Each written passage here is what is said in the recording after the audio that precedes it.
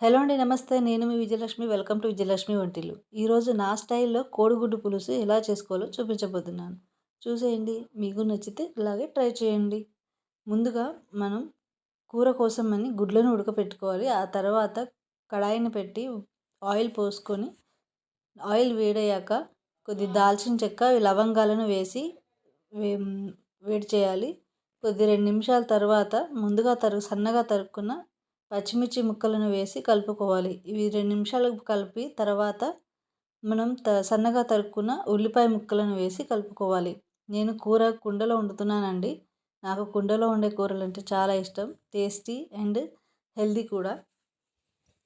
ఇలా బాగా కలుపుకొని తర్వాత మూత పెట్టుకోవాలి. 2 నిమిషాలు మగ్గనివ్వాలి. ఈలోపు మనం చింతపండు నానేసుకుందాం. ఒక నిమ్మకాయ అంత సైజు చింతపండు తీసుకొని బాగా శుభ్రంగా కడిగి నానేసుకోవాలి. దానికోసం అల్లం వెల్లుల్లి పేస్టును కూడా దంచుకోవాలి. ఫ్రెష్‌గా అప్పటికప్పుడు దంచుకొని వేసే అల్లం వెల్లుల్లి పేస్ట్ వల్ల కూర స్మెల్ బాగుంటుంది, టేస్ట్ కూడా బాగుంటుంది. నాకు ఇలా చేయడం అంటేనే ఇష్టం అండి. మీరు కూడా ట్రై చేయండి. ఇలా వేశాక కూర మూత తీసాక కొంచెంసేపు కలుపుకొని కొద్దిగా ఉప్పు వేసుకోవాలి. ఉప్పు వేయడం వల్ల ఉల్లిపాయలు అనేవి త్వరగా మగ్గడమే కాదు, కలర్ కూడా చేంజ్ అవుతాయి.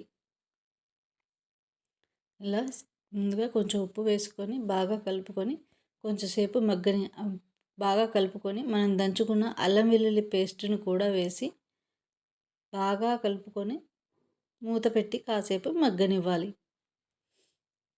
ఈ అల్లం వెల్లుల్లి పేస్ట్ ముందు వేయడం వల్ల పచ్చివాసన పోయి కూరకి టేస్ట్ అనేది బాగా పడుతుంది. 2 నిమిషాలు మూత పెట్టి మగ్గనివ్వాలి. తర్వాత ఇలా మగ్గిన ఇందులోకి సన్నగా తరుక్కున్న టమాటా ముక్కలను వేసి బాగా కలుపుకోవాలి. దీనిలోకి ఇప్పుడే కూరకు సరిపడా ఉప్పు వేసుకొని కలుపుకోవాలి. టమాటాకి ఉప్పు వేయడం వల్ల త్వరగా ఉడుకుతుంది. అలాగే ఇందులోకి మన కూరలోకి సరిపడా పసుపు, చూడండి మగ్గింది కదా. ఇప్పుడు ఇందులోకి కూరకు సరిపడా పసుపు, అలాగే కారం నేను 2 చెంచాలు వేస్తున్నానండి. మీరు స్పైసీ తినే వాళ్ళైతే ఇంకో చెంచా ఎక్స్ట్రా వేసుకోవచ్చు. కారం వేశాక బాగా కలుపుకొని మరో 2 నిమిషాలు మగ్గనివ్వాలి.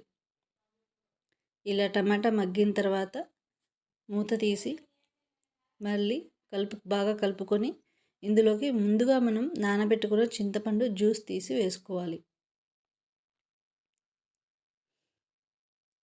చూడండి, చింతపండు రసం అనేది మనం కూర చారు ఎంత కావాలో దానికి ఒక 3/4 ఎక్కువే పోసుకోండి. ఎందుకంటే అది మసిలిన తర్వాత చారు దగ్గర పడుతుంది కదా, అందుకని.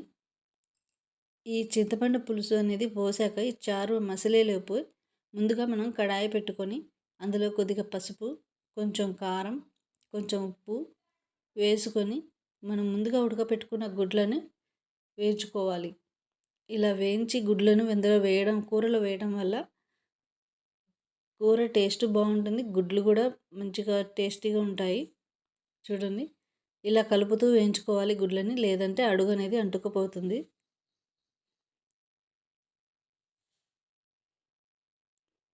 చూసారా, వేగిపోయాయి. ఇంత వేగితే చాలు. వీటిని ఇప్పుడు కూరలో వేసుకోవాలి. తర్వాత మిగిలిన ఎక్సెస్ ఆయిల్ని వేయించిన తర్వాత ఉన్న ఎక్సెస్ ఆయిల్ని కూడా అందులో వేసుకోవాలి. తర్వాత 2 నిమిషాలు మగ్గనివ్వాలి. అంతే, వేడి వేడి కోడిగుడ్డు పులుసు రెడీ. ఇలా చేసి పెడితే ప్లేట్లో అన్నం అంతా ఫుల్గా తినేస్తారు. ఈజీగా అయిపోతుంది. Thank you.